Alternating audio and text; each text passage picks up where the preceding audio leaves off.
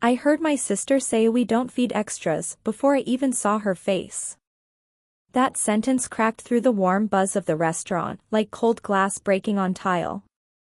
I was only a few feet away, wiping marinara sauce from my son's cheek, when her voice, sharp, self-important, and dripping with that fake elegance she'd convinced herself she had, cut through the room. My name is Mary, I live in San Diego, and this is the story of how the sister who spent her whole life calling me less than walked into my restaurant, insulted my child, and left thinking she held all the power. She didn't know that the woman she tried to embarrass had built everything in that building, from the menu to the walls to the bank accounts behind it. And that night, well, let's just say she learned what happens when an extra owns the whole damn place. But let me start at the beginning. And if what I'm saying already hits home, if you've ever dealt with a relative who loves stepping on you just to feel tall, tell me where you're watching from. It helps more than you know. My sister Elaine always had a talent for acting superior. I say acting because the truth is, nothing in her life ever truly backed up that confidence. We grew up in a small apartment in Phoenix. My mom worked double shifts, and I picked up the slack. I cooked. I cleaned. I babysat. I grew up faster than anyone should have to at 14. Meanwhile, Elaine learned how to sit pretty and get praised for existing. If you asked her even today, she'd say she was born for the spotlight. But that spotlight was usually just the refrigerator light because she was standing in front of it complaining that the groceries weren't her style. Everything she had came from other people's work. And the one thing she hated most was anyone remembering that. Especially when that someone was me. The older we got, the more she leaned into this pretend high society persona. She married a guy who wore loafers without socks, and suddenly she was telling people she was adjacent to wealth. Spoiler alert, adjacent to wealth means your husband's cousin owns a landscaping company in Orange County. So, yeah, there was a lot of projection with Elaine. But nothing, and I mean nothing, prepared me for the way she treated my son that night. And nothing prepared her for what I would do next. If you've never built something from scratch, something that comes from your hands, your late nights, your sacrifices, you might not understand the level of pride I feel for my restaurant, Rose and Skillet. It started as a tiny idea in my apartment kitchen. I was a single mom then, working 2 jobs and dreaming about owning a space where families could feel welcome. A place that felt warm and lived in, like grandma's house, but with food that tasted like you wanted to brag to every friend you had. Over 7 years, I saved everything. Every tip.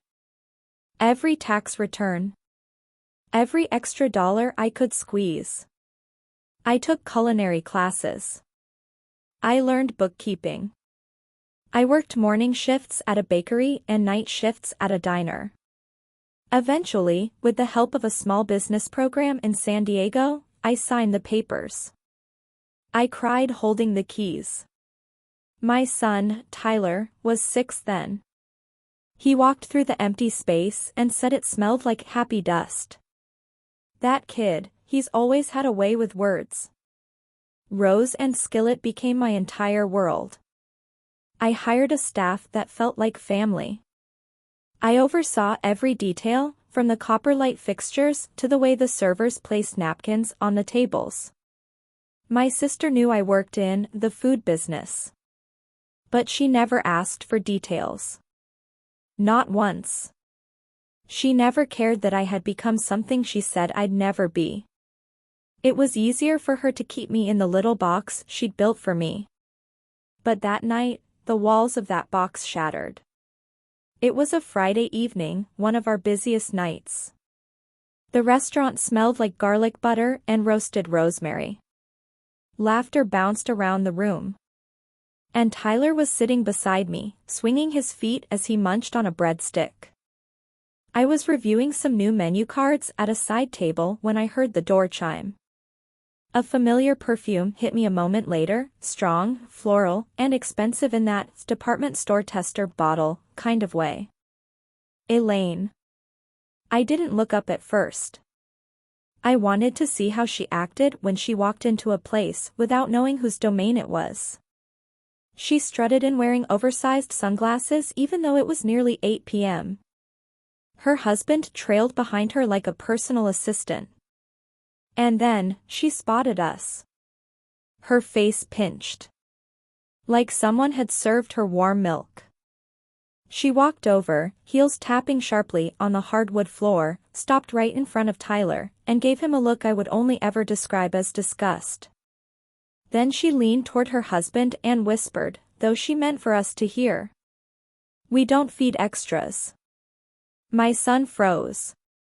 His lips parted. His eyes lowered. Everything in me, every instinct, every mother impulse, wanted to leap across that table. But I stayed still. Not because I was weak. But because I instantly realized something. She had no idea who owned the place. None. And in that moment, my silence became the sharpest tool I had. Elaine wasn't done. My sister never stopped at one insult when she could stack them like a Jenga tower. She looked around the restaurant with a smirk, flicking her fingers along the table edges like a judge evaluating a cheap motel. "This place is cute," she said loudly. "Kitschy. Very middle-income mom vibes." I kept my eyes on my menu cards. She hated being ignored.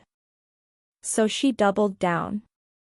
"I mean seriously," she said to her husband, "why do places like this always attract the same type of people?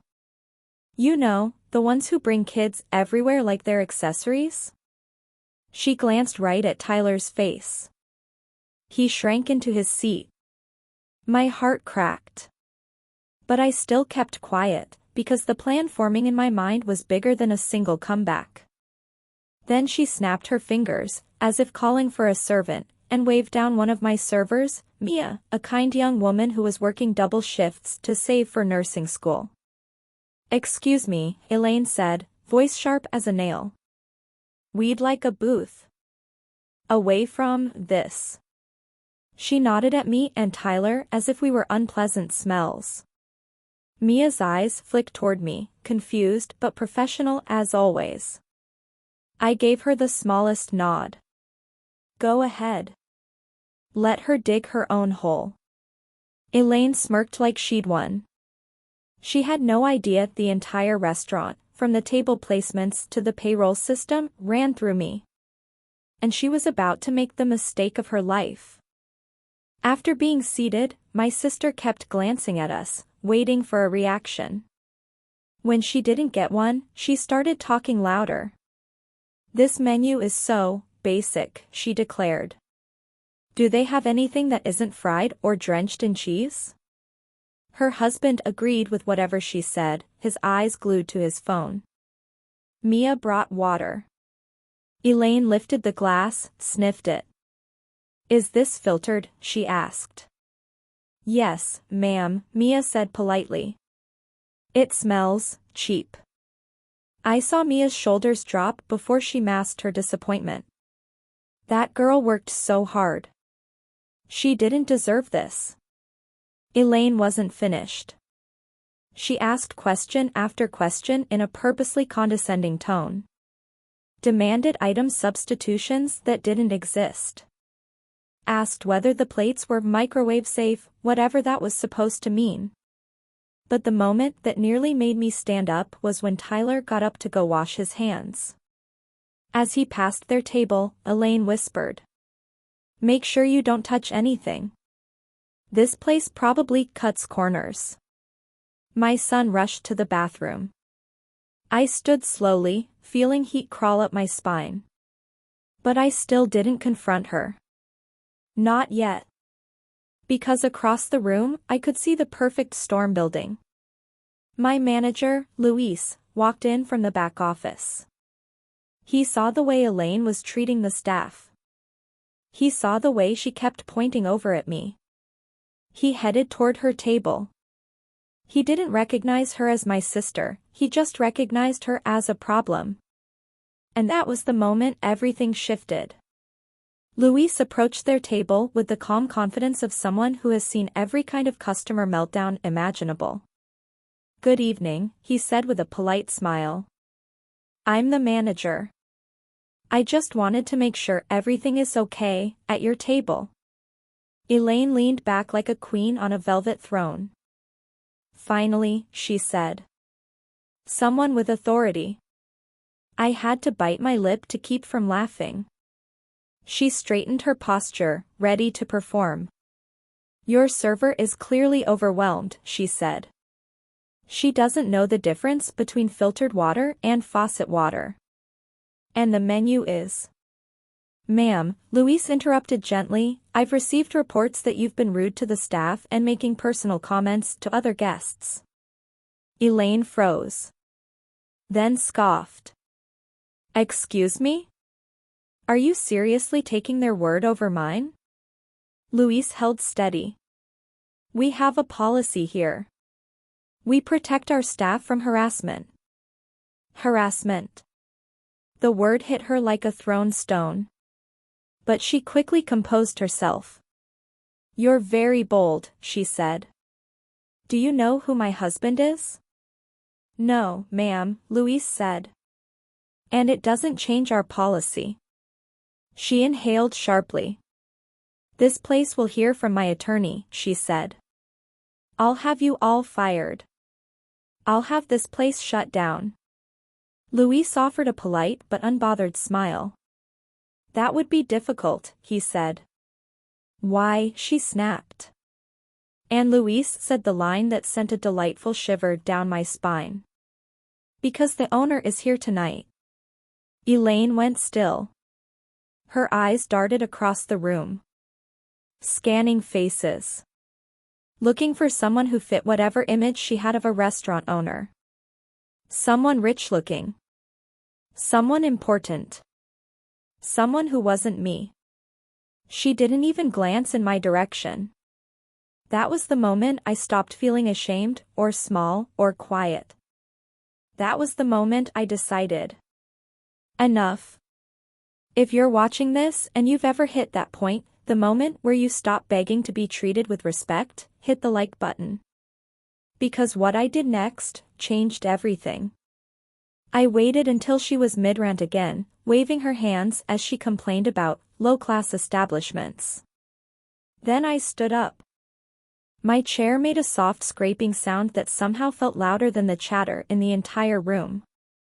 I walked toward her table slowly, not dramatic, not angry, just calm. The kind of calm that makes people nervous. Luis stepped aside when he saw me coming. He knew that look on my face. I'd only ever used it during staff meetings when something major needed addressing. Elaine turned and saw me. She blinked, confused. "What are you doing?" she asked. But I didn't answer her. Instead, I looked at Luis. "Is there a problem here?" I asked. Luis nodded respectfully. "Yes, Mary. This guest has repeatedly insulted the staff, caused a disruption, and made personal comments about other diners." Elaine frowned, annoyed. "Why are you telling her? She's just—" I turned to her. And in a low, quiet voice, the kind that only the people closest to you know, the kind that cuts deeper than shouting, I said. "Elaine, you're in my restaurant." Her mouth fell open. She looked around again, as if the walls would suddenly make sense. Then she laughed. A weak, shaky laugh. "No," she said, waving her hand. You work here. Right? You serve tables or something. You always said you worked in food." "I do," I said softly. "I run it. I own it. This place is mine." Her face drained of color. "You're lying." Luis stepped in. "She's not. She owns Rose and Skillet. All of it." Her husband finally looked up from his phone, confused as hell.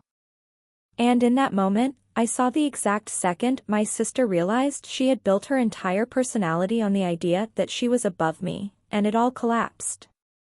It was time to show her what accountability looked like. And I had the perfect way to do it. Elaine stared at me like I'd spoken in another language. Her eyes darted from me, to Luis, to the walls, to the floor, like everything around her had suddenly become hostile territory. This is ridiculous, she said. You can't expect me to believe you own. I don't expect you to believe anything, I said. I expect you to treat people with respect in my house. The room wasn't silent, but it felt like it.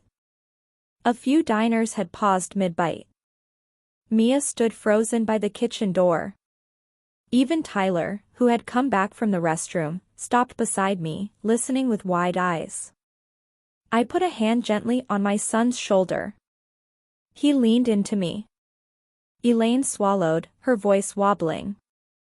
You should have told me. I didn't need to, I said.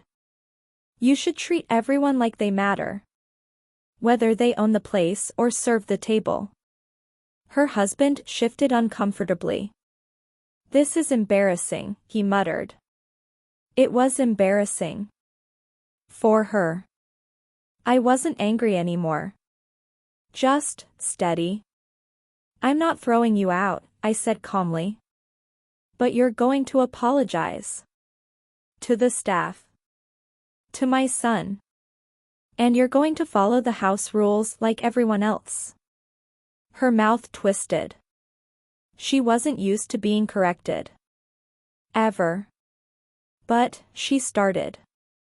Elaine, I said gently, you called my son an extra.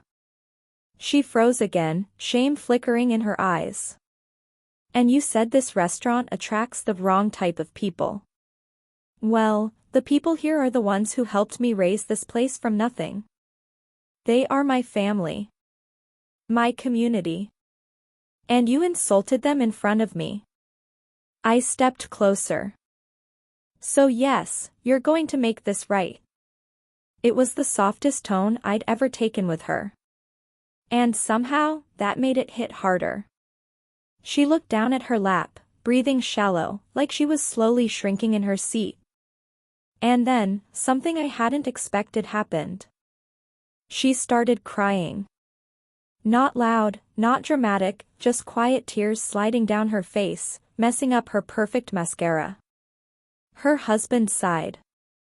Come on, Elaine, just apologize. Her voice cracked. I shouldn't have said that to Tyler, she whispered. Or anyone here. For the first time that night, she sounded real. Not polished. Not superior. Just human. She looked up at Mia. I'm sorry, she said softly. Then she looked at Tyler. I didn't mean it. I was upset. Tyler nodded nervously, uncertain, but comforted by my hand on his shoulder. I didn't rescue Elaine from the discomfort. She needed to feel it. She needed this moment. She needed the mirror. After her apology, something in the room shifted. The tension fizzled out, replaced with that warm, familiar hum of conversation. Plates clattered again. Laughter floated across the tables. I turned to Luis and Mia. You two handled this perfectly, I said. Thank you. They nodded, relieved. Elaine sat still, wiping her face, breathing slowly as if the truth had finally caught up with her. Why didn't you ever tell me, she whispered. Because, I said, you never asked. She blinked. You were always so busy trying to prove you were above me that you never once asked what I was building. A long silence. The kind that feels heavy but necessary. I wasn't trying to rub it in. I wasn't trying to win. I just needed her to understand.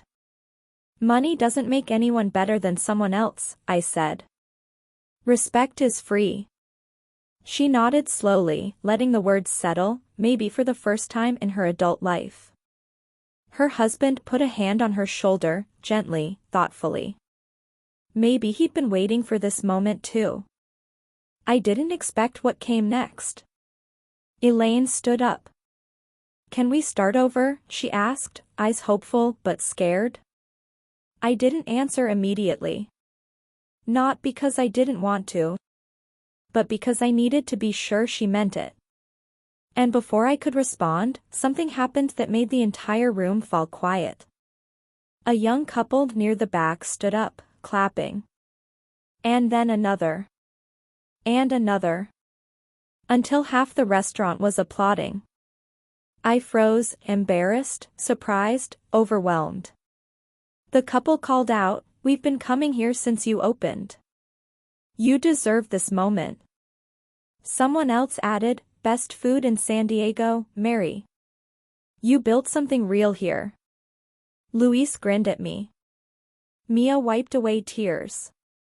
Elaine stared in disbelief as dozens of people celebrated the restaurant and me. It wasn't just applause. It was recognition. Affirmation. Love. I wasn't expecting it. I had never wanted a public moment. But it happened anyway. And in that moment, Elaine finally saw me, not as her younger sister, not as someone she could put down, but as someone complete, capable, accomplished. Someone she couldn't shrink anymore. She whispered to herself, "I had no idea." "I know," I said softly. "But now you do." The applause faded slowly, replaced by a warm buzz of pride that wrapped around the room like a soft blanket. It wasn't about humiliating her. It was about truth. Pure, undeniable truth. And she couldn't escape it. After everything settled, I made a decision. "Let's eat together," I said to Elaine. Her eyes widened. "You still want to sit with me?" "Yes," I said. "We don't fix years of damage in one conversation. But we can start with dinner." She exhaled, a long, shaky breath. We moved to a booth. Tyler slid in beside me. Elaine and her husband sat across from us. The server brought the best dishes the kitchen had that night. Mia personally delivered them with a smile, and Elaine thanked her, genuinely this time. The conversation was slow at first. Awkward. But real. Elaine asked about the restaurant. About the staff. About how long I'd been building this. For once, she listened. Not to judge. Not to find flaws. Just to understand. Halfway through the meal, her voice softened. "I envy you," she admitted. "You built something meaningful." "You can too," I said. She smiled weakly. "I'm not sure I know how." "You start by not tearing people down," I said. "Especially the ones who love you." She nodded, looking at Tyler. "And by never calling a child an extra," she whispered. He cracked a tiny smile. The wall between us didn't disappear. But it lowered enough that we could see each other again. And that was enough for now. After dinner, we all stepped outside into the cool San Diego night. The street smelled faintly of ocean air, and the lights from the restaurant cast a soft glow across the sidewalk. Elaine turned to me one last time. "Thank you," she said. "For not kicking me out. For not destroying me." "I don't need to destroy anyone," I said quietly. "I just need boundaries." She wiped a tear with the back of her hand. "I spent years trying to feel big," she whispered. "Maybe because deep down, I always felt small." That admission hit me harder than anything else that night. "Elaine," I said, "you don't have to feel small. You just have to stop making other people smaller to feel taller." She nodded, hugging herself against the cool air. "Can we talk again?" she asked. Not tonight, but soon? Yes, I said. We can talk. She managed a tiny smile. Then she got into her car with her husband and drove off into the night. I looked down at Tyler, who was staring up at me with big, curious eyes. Mom, he asked. Are we okay? Yes, I said, pulling him close. We're more than okay. He hugged me tight. And for the first time in years, I felt like things might actually change. Sometimes the people closest to you can make you feel the smallest. Sometimes they think your silence means weakness. Sometimes they think your kindness means you're someone they can walk over. But here's the truth I learned that night. Your worth isn't up for debate, not by family, not by strangers, not by anyone. You don't need to scream to be strong. You don't need to strike back to win. Sometimes the quiet truth, spoken calmly, firmly, and publicly, is enough to change everything. And if you're someone who's been put down, underestimated, stepped on, or dismissed, I hope my story reminds you. The person they think is extra might be the one who owns the whole room. If this story touched you, or reminded you of someone in your life, tell me in the comments. And if you want more stories like this, more strength, more healing, more justice, don't forget to like and subscribe. It helps me more than you know.